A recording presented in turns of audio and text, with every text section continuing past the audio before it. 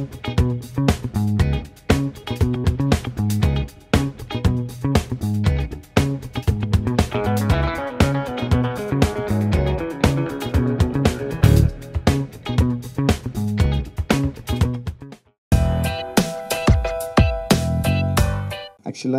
அமோகா film maker அப்படிங்கிறது வந்து இன்றைக்கி ஆரம்பிக்கப்பட்டதில்லை. 2017 நெறின்னு ஒரு படம் ரிலீஸ் பண்ணியிருக்கோம். அது நிறைய பேருக்கு தெரியும்னு நினைக்கிறேன். பட்டு மீடியாவுக்கு தெரியறதுக்கு வாய்ப்பு இல்லை. ரொம்ப நாள் எல்லாம் புதுசாக மாறிட்டீங்க. ஆக்சுவலாக எந்த ஒரு விழாவாக இருந்தாலும் எந்த ஒரு நிகழ்ச்சியாக இருந்தாலும் அதை எல்லா இடத்துக்கும் கொண்டு போய் சேர்க்கறது மட்டுமல்ல, உலகத்தில் இருக்கக்கூடிய ஒவ்வொரு விஷயங்களையும் மக்களிடம் கொண்டு சேர்க்க பணியில் மீடியாவை தவிர வேறு யாரும் கிடையாது. உண்மையாலுமே நீங்கள் உங்களுடைய முழுமையான ஆதரவையும் எங்களுக்கு கொடுத்தீங்கன்னா இந்த இடத்துலேருந்து நாங்கள் ஒரு அடுத்த இடத்துக்கு வர முடியும். அதனால் உங்களை எல்லாமே அன்போடு கேட்டுக்கொள்கிறேன். இதை முடிஞ்ச அளவுக்கு மீடியா சப்போர்ட் பண்ணி கொடுக்கணும். நன்றி. அதே மாதிரி இந்த விழாவின் முக்கியஸ்தராக கலந்து கொண்டுள்ள அண்ணன் கே. ராஜன் திரைப்பட தயாரிப்பாளர் மற்றும் பெரியோர் சங்க தலைவர் அவர்களுக்கு மிக நன்றியை தெரிவித்துக் கொள்கிறேன். அடுத்தும் விஜயமுரளி சார் அவர்களுக்கு இசி மெம்பர் ப்ரொடியூசர் கவுன்சில், அதே போல் சுதந்திரதாஸ் ஐயா கர்ணன் அவர்களுக்கும் சாகித்யாவினுடைய இசையமைப்பாளர் அவர்களுக்கும் நன்றியை தெரிவித்துக்கொண்டு, இந்த ஆல்பம் எப்படி எடுத்துருக்குறோம் அப்படின்னு சொன்னோம்னா, நம்ம நினைக்கிறது ஒன்று நடக்கிறது ஒன்றா இருக்கும் அப்படிம்பாங்க. அதை விட்டுட்டுன்னா ரெண்டாவது இந்த ஆல்பம் தயாரிப்பில் டான்ஸ் மாஸ்டர் சங்கர் அப்படிங்கிறவர் இருக்கார். அவர் தினேஷ் மாஸ்டரோட அசிஸ்டண்ட்டு. அதே மாதிரி கேமராமேன் முரளி அப்படிங்கிறவர் நிறைய படம் பண்ணியிருக்காரு. டிஓபி அவர். எனக்கு நிறைய கோ டைரக்டர்ஸ் இருக்காங்க. ஜெயந்தி பசங்க, சூர்யா, நிறைய பேர் இருக்காங்க. எல்லா பேர்த்தோட உதவியோடு இந்த படம் பண்ணியிருக்கோம், இந்த ஆல்பம் பண்ணியிருக்கோம். இந்த ஆல்பத்தை ஏன் இந்த மாதிரி ஒன்று பண்ணணும் அப்படின்னு சொன்னோம்னா, மிக நீண்ட நாளைக்கு அப்புறம் ஒரு தொடக்கம் ஆரம்பிக்கிறதுனால எல்லா பேர்த்துக்கும் தெரியணும். அது எப்படி தெரிய வைக்கிறது அப்படிங்கும் பொழுது இந்த ஒரு முயற்சி பண்ணியிருக்கோம். ஸோ இந்த ஆல்பத்துக்கு பிறகு ஒரு படம் பண்ணுறோம். படம் ஸ்க்ரீன் ப்ளே எல்லாம் முடிஞ்சு அடுத்த மாதம் அதை ஸ்டார்ட் பண்ணுறோம். அதனால் நம்ம அறிமுகப்படுத்துறதுக்காக சொல்கிறோம். அதேபோல்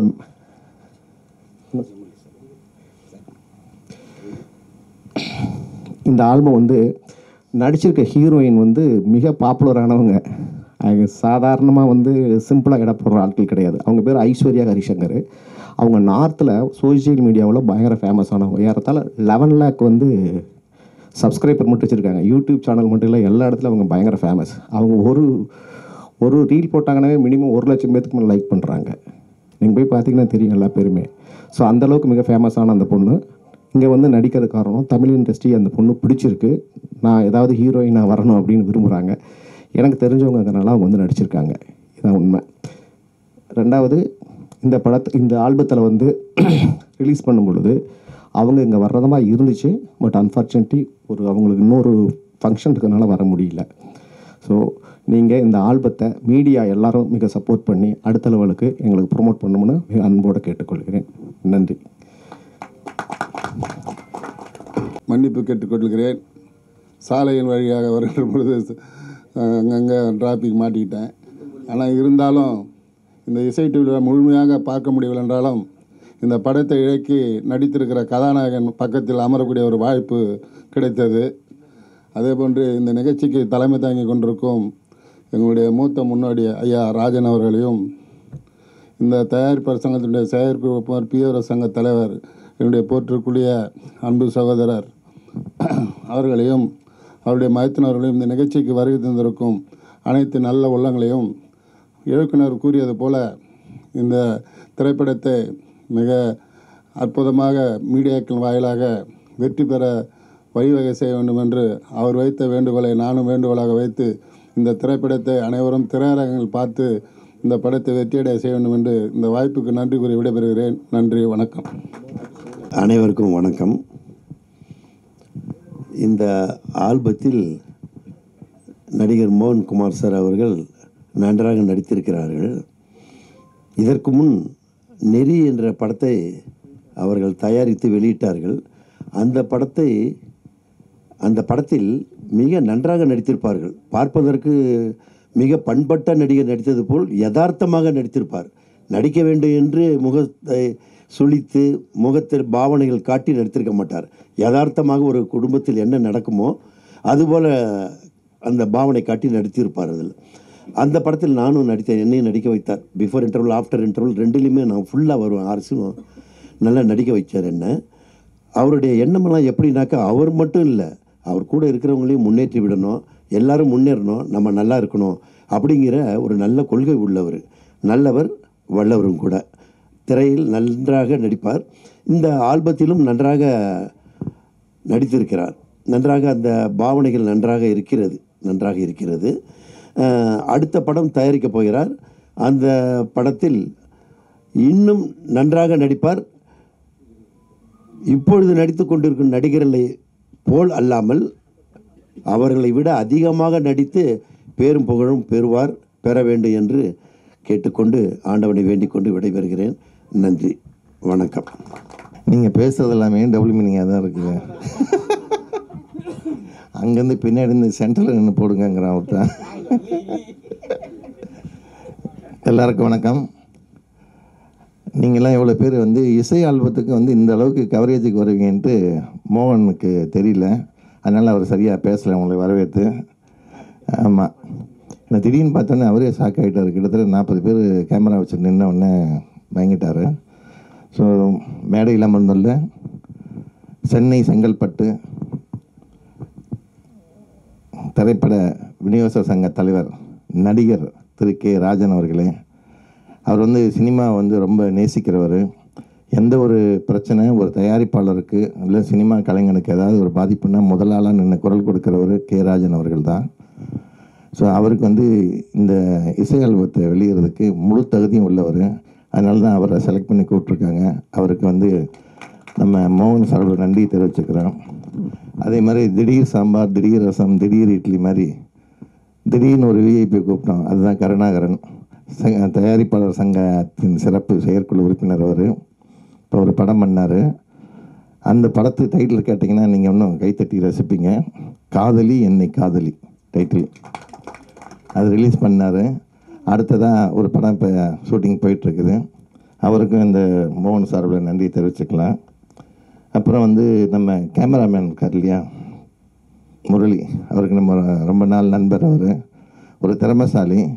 அந்த திறமையை வெளிப்படுத்துகிற விதமாக அந்த சாங்கில் அவரோட பூந்து விளையாண்டுருக்கிறாரு. கேமராவில் நீங்கள் தப்பாக நினச்சிடாதீங்க, ஏன்னா டேரக்டர் தான் பூந்து விளையாண்டுருக்கிறாரு சாங்கில்.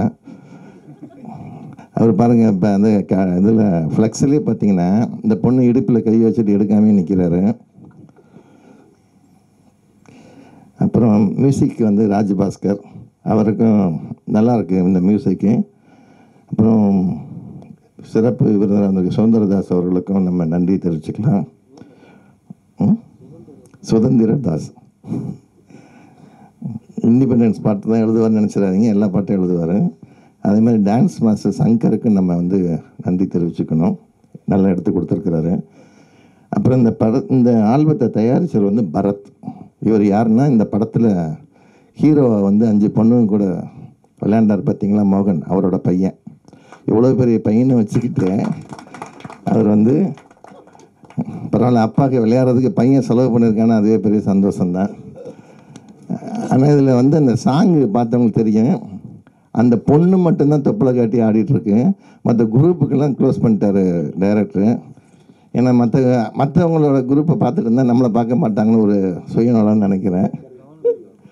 கவனம் செதறக்கூடாதுன்ட்டு ஏற்கனவே நெறின்னு ஒரு படம் பண்ணியிருந்தார்.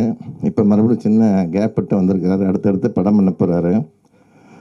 அந்த லொக்கேஷன்லாம் நல்லா இருந்தது. ஒரு 4 நிமிஷம் சாங்காக இருந்தாலும் ஒரு பீச்லேயும் சரி, அந்த ரிசார்ட் சென்டரில் எங்கே பிடிச்சான்னு தெரியல, அந்த இடம் நல்லாயிருக்கு எடுத்துருக்கிறாரு. ஸோ தன்னை ஒரு ஹீரோ ஆக்குறதுக்கான வேலையில் ஃபஸ்ட்டு குவார்டர்லி எக்ஸாம் மாதிரி இது எழுதியிருக்கிறாரு. கண்டிப்பாக பாஸ் ஆகிடுவார். ஸோ இந்த மாதிரி ஆல்பத்துக்கும் இவ்வளோ பேரை கூப்பிட்டு சிறப்பு செய்கிற வெங்கட்டுக்கு நம்ம ஒரு கைத்தட்டி பாராட்டு தெரிவிச்சுக்கணும். ஏன்னா வெங்கட்டுக்கு பத்திரிக்கையாளங்க மட்டும்தான் கைத்தட்டுவீங்கன்னு தெரியும். வெங்கட் அவர்களுக்கு கே ராஜன் சார் அவர்களை சால்வி அன்னைக்கு மாதிரி கேட்டுக்கொள்கிறோம்.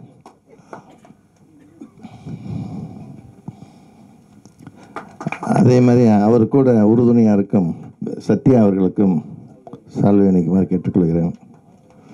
அந்த உதய் எங்கே இருக்கான்? கூப்பிடுங்க, உதயை கூப்பிடும்.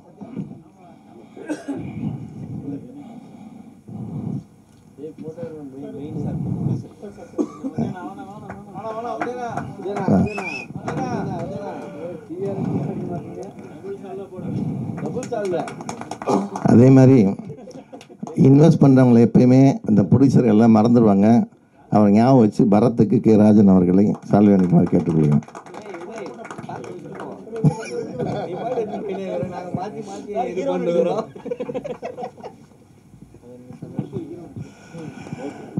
அப்பா நடிச்சிட்டாரு, அடுத்த பையன் ஹீரோவை நடிக்க போகிறாரான். இப்படி இவங்களே மாற்றி மாற்றி நடிச்சிருந்தா புதுமுங்களுக்கு எங்கே சான்ஸ் கிடைக்கிறது? வெளியிலேருந்து வர புதுமுங்களுக்கு சொல்கிறேன் நான். ஆமாம், இந்த மாதிரி ஆல்பங்களுக்கு வந்து என்னென்னா தனியாக வந்து யூடியூப் ஆரம்பித்து தான் நம்ம வந்து பார்க்க வேண்டியது இருக்குது. இதுக்குன்னு எந்த ஒரு ப்ரமோஷன் இல்லை. ஏன்னா நீங்கள் கொண்டு போய் இந்த விஐபிங்க பேசினதையும் இதில் சில ஷார்ட்லும் போடலாம். ஆனால் இதுக்கு வந்து சரியான ஒரு பிளாட்ஃபார்ம் ஒன்றும் கிடைக்கல இப்போ வரைக்கும். அவங்கவுங்க ஒரு யூடியூப் ஆரம்பித்து வந்து இந்த மாதிரி ஆல்பம் சாங்கை போட்டுட்ருக்குறாங்க. அது எத்தனை பேருக்கு ரீச் ஆகும் அப்படிங்கிறது தெரியல. நீங்கள் என்ன பண்ணுவீங்கன்னா இந்த மெட்ரோன்னு ஒரு ஆல்பம் சாங் வந்திருக்குன்னு தான் போடுவீங்க. ஆனால் அது எதில் வருதுங்கிறது நீங்கள் போட முடியாது. ஏன்னா நீங்கள் போட்டிங்கன்னா அது கமர்ஷியல். அதனால் நீங்கள் வந்து பாதி கிணறு தான் தாண்டி விட்டுட்டு அப்படி விட்டுட்டு போயிடுவீங்க.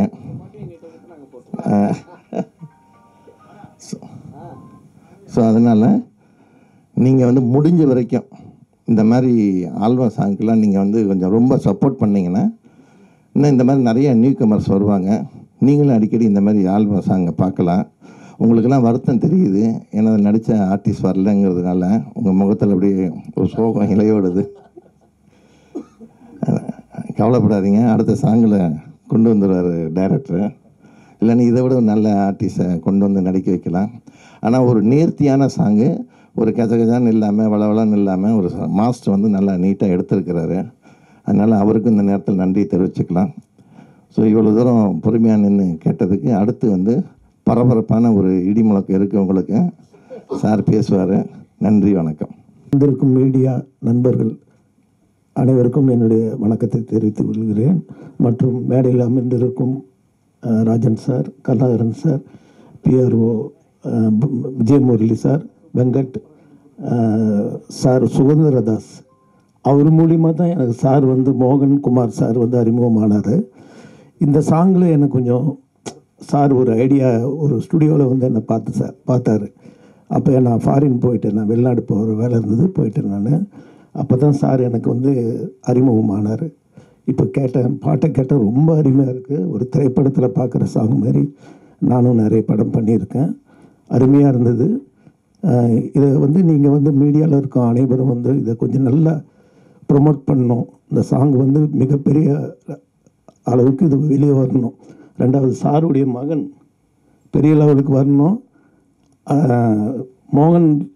மோகன்குமார் சார் நினச்சா கண்டிப்பாக நான் ஒரு சாங் அவருக்காக நான் வந்து ஒரு சாங் அவங்க மகனுக்கு நான் பண்ணித்தரேன். என்னுடைய இதில் கண்டிப்பாக நான் பண்ணித்தரேன். அவருக்கு ஆல்பம் நான் பண்ணித்தரேன். இந்த விழாவில் நான் தெரிவிச்சுக்கிறேன். ஹலோ, ஆக்சுவலாக வந்து சாரத்தான் அந்த பாட்டுக்கு மியூசிக் பண்ணுறதுக்கு முத கேட்டிருந்தோம். என்ன நடந்துருச்சுன்னு சொன்னோம்னா, நான் ஃபாரின் போகிறேன் அப்படின்னு சொல்லிட்டாரு. இல்லாட்டி இவர் தான் இந்த பாட்டை இதை விட நல்லா கூட மியூசிக் பண்ணியிருப்பார். பட்டு அவருக்கோ எனக்கோ ஒரு சின்ன ஒரு டிலே. ஆக்சுவலாக இல்லை, இதை தான் அவர் தான் பண்ணியிருப்பார் ஆக்சுவலாக. ஏன்னா லிரிக்ஸ் எல்லாம் எழுதி அவர்கிட்ட கொடுக்க போகுது.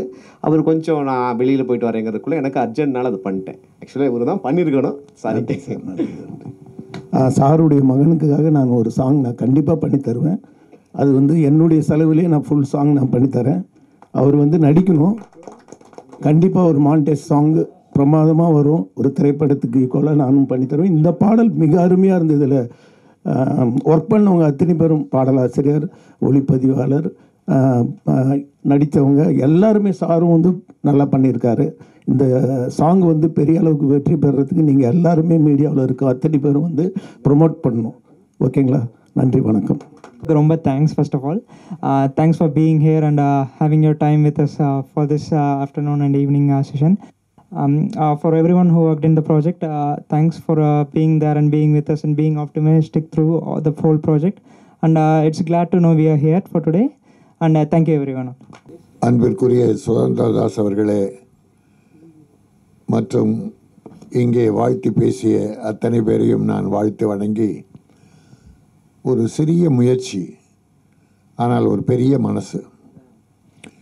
எனக்கு முதல்ல உங்களை தான் நான் ஊடக நண்பர்களை, அருமை தம்பிகளை தான் பாராட்டணும்.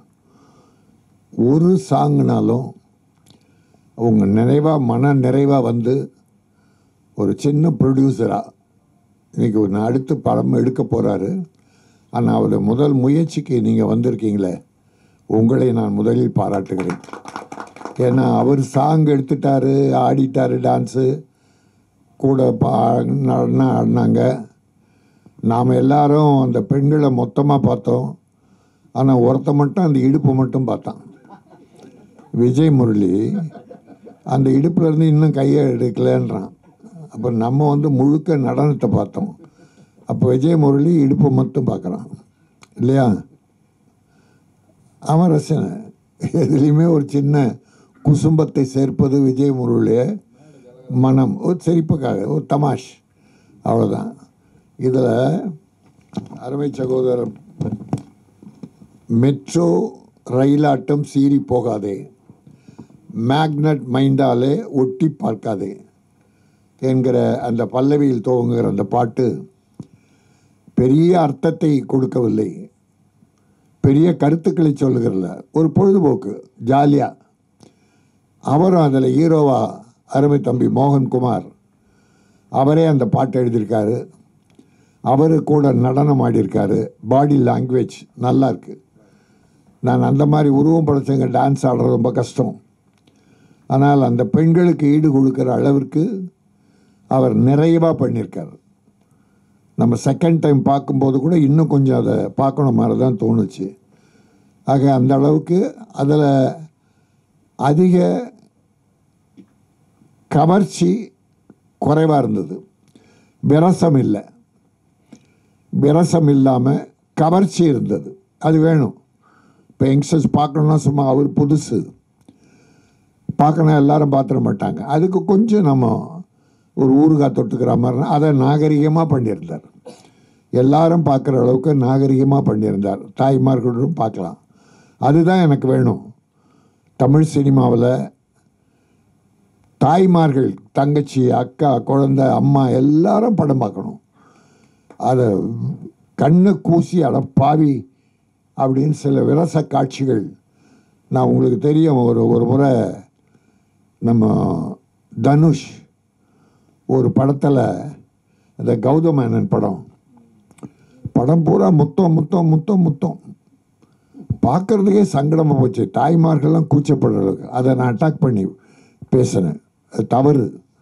நம்ம தமிழ் பண்பாடு அப்படி சொல்லலை. அளவாக எல்லாமே கொஞ்சம் அளவாக எல்லாரும் பார்க்குற மாதிரி இருந்ததுன்னா மன நிறைவாக பாராட்டலாம். ஆக அந்த அளவுக்கு இந்த ஒரு சாங் இருந்தால் கூட நிறைவாக பண்ணியிருக்காரு. கேமராமேன் பிரமாதமாக பண்ணியிருக்காரு.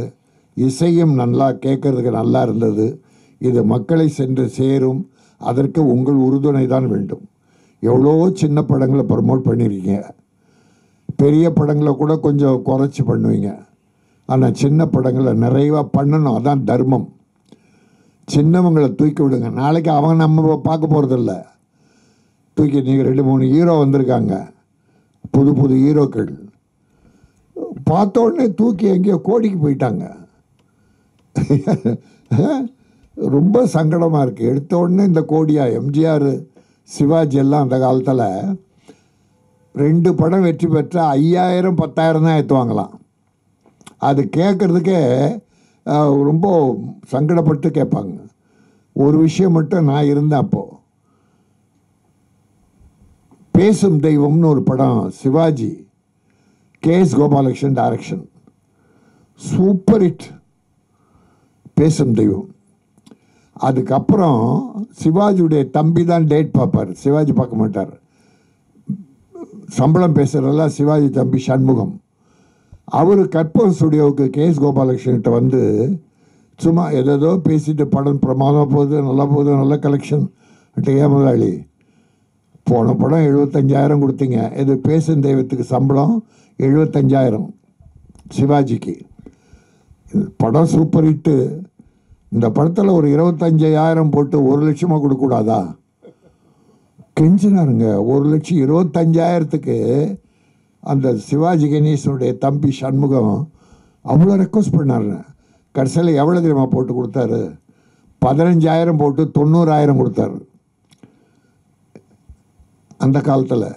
இப்போ பார்த்தா ஒரு தம்பி ஒரு படம் டைரக்டரால் வெற்றி பெறுது, ப்ரொடியூசராக வெற்றி பெறுது. ஹீரோ நல்லா இருக்கட்டும், ஹீரோக்கள் நல்லா வரணும். ஆனால் எடுத்த உடனே 3 கோடி 4 கோடின்னு போயிடுறாங்க. கோடியை தொட்டுட்டா அப்புறம் எப்படி ப்ரொடியூசருடைய கதி என்ன?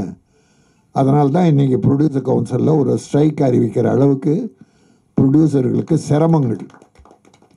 சிரமங்கள் இருக்குது. ஸ்ட்ரைக் அறிவித்து அதை அவங்க என்ன பண்ண போகிறாங்க, எதிர்பக்கம் என்ன பண்ண போகிறாங்களோ அப்புறம் அது வர அதை சமாளிக்கிறோம். ஆனால் ஒத்து போகணும். 2 பேரும் ப்ரொடியூசருடைய கஷ்டங்களை உணர்ந்து நடிகர்களும் டெக்னீஷியன்களும் டைரக்டர்களும் ஒத்து போகணும். ப்ரொடியூசர் நல்லா இருக்கணும். அப்போ செலவினங்களை குறைத்து, பட்ஜெட்டை குறைச்சி, சம்பளத்தை குறைச்சி, பேட்டாக்களை குறைச்சி பண்ணால் எல்லாருமே நல்லா இருக்கலாம். ப்ரொடியூசர் வாழ்ந்தால் நல்லா சக்ஸஸ் பண்ணால் அடுத்து படம் தான் எடுப்பாங்க.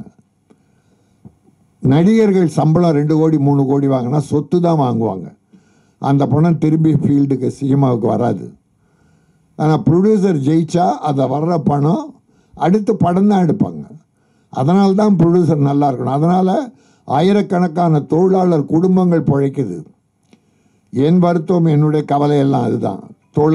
இப்போ ஒரு ஸ்ட்ரைக்கு நடந்துருச்சுன்னு வச்சுங்க.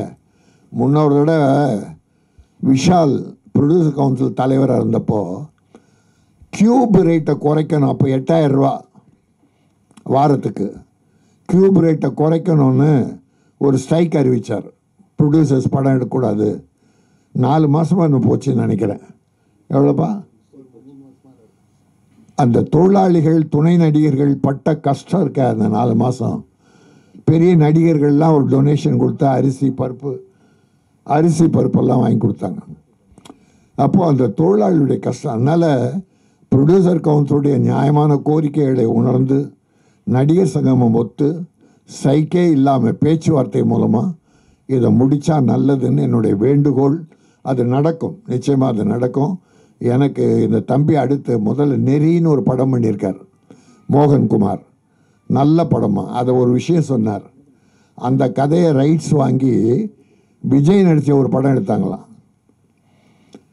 மாஸ்டர். நெறின்ற படத்துடைய அதை ரைட்ஸ் வாங்கி தான் மாஸ்டர் பண்ணியிருக்காங்க. ஆனால் அவர் என்ன பண்ணியிருக்காரு, நெறியில் அந்த பேராசிரியர் நல்லவரா ஒழுக்கம் உள்ளவரா அவர் அந்த படத்தை எடுத்திருக்காரு.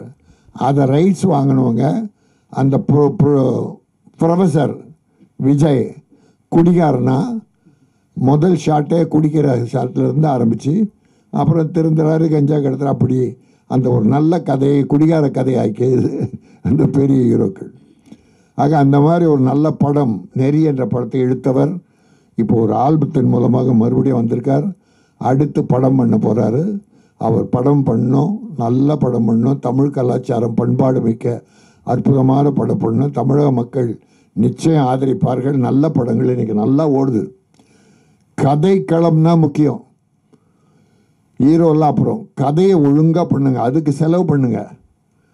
படம் எடுக்கிறத சிக்கனமாகிடுங்க என்பதை சொல்லி, இது இப்படி எடுத்தாலும் அதையெல்லாம் மக்களிடம் கொண்டு சேர்ப்பது என்னுடைய ஊடக சகோதரர்கள். உங்களை நான் வணங்குகிறேன். உங்கள் தொண்டு சேவை பெரியது. ஆக நீங்கள் நல்லா இருக்கணும். நீங்களும் நல்லா இருக்க, எல்லாரையும் உயர்த்திட்டு நீங்கள் ஏனி மாதிரி இந்த ஆசிரியர்கள், பள்ளி ஆசிரியர்கள் ஒரே லெவலில் தான் இருப்பாங்க. நான் 18 வருஷம் கார்ப்பரேஷன் ஸ்கூல் டீச்சராக இருந்தேன். அப்புறம் ரிசைன் பண்ணிட்டேன். அந்த மாதிரி நீங்கள் என்றைக்குமே நீங்களும் உயர வேண்டும் வாழ்க்கையில் என வாழ்த்தி, இந்த மெட்ரோ பாடல் மக்களின் மனதை தொட வேண்டும். அது வேகமாக வளர்ச்சி பெற வேண்டும். அது உங்கள் முயற்சியால், உங்கள் உழைப்பால் பெரிதாக நடக்கும். அவர் எடுக்கிற அடுத்த படமும் வெற்றி படமாக அமைய வாழ்த்துகிறேன். அவருடைய மகனுக்கும் என்னுடைய வாழ்த்துக்களை தெரிவித்து வணங்கி விடைபெறுகிறேன். நன்றி, வணக்கம். அவர் நடிச்சிருக்காருன்னு சொல்லி சொன்னாங்க.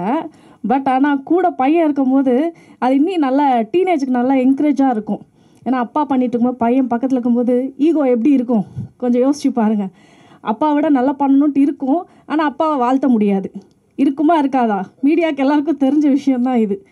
ஆனால் இவன் வந்து ரொம்ப சாஃப்டாக சொன்னது நல்லா இருக்குது. மேலும் மேலும் நல்லா வளரணும். Thank you so much.